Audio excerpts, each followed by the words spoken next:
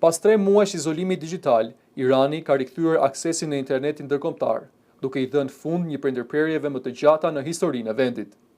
Që nga mbrëmja e 26 majit, qytetarët iranian kanë rifituar mundësinë për të lidhur me rrjetin global, edhe pse shumë platforma dhe shërbime vijojnë të mbeten të kufizuara.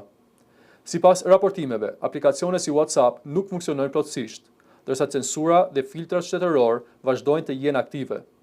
Megjithatë, rikthimi i internetit ka bërë të mundur edhe përdorimin e VPN-ve, të cilat iranianët i përdorin zakonisht për të anashkaluar bllokimet shtetërore.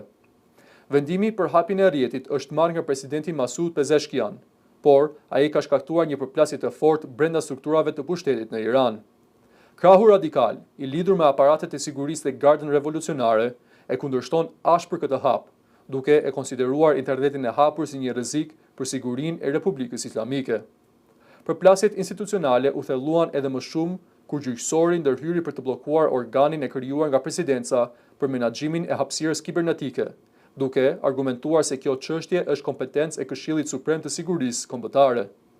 Pavarësisht kundërshtimeve, presidenca iraniane nuk u tërhoq, edhe në mbrëmje rrjeti global u rikthye në funksion, duke lidhur sërish telefonat dhe kompjuteret e qytetarëve me internetin ndërkombëtar.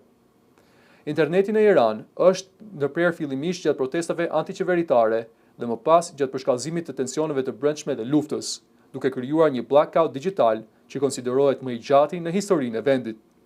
Ky izolim ka sjellë pasoja të mëdha ekonomike dhe sociale, duke goditur bizneset dhe duke rritur presionin mbi popullsinë. Autoritetet e kanë justifikuar vazhdimisht censurën me arsye sigurie, por kritikët thonë se ajo është përdorur për të kontrolluar informacionin dhe për të kufizuar zërat opozitar. Ndërkohë, debati për internetin po pasqyron ndarjet e thella politike brenda Iranit, përfshirë edhe qëndrimet për negociatat me Perëndimin. Në një vend ku tensionet politike dhe ekonomike mbeten të larta, rikthimi i internetit shihet si një hap i rëndësishëm, por ende i pasigurt për të ardhmen.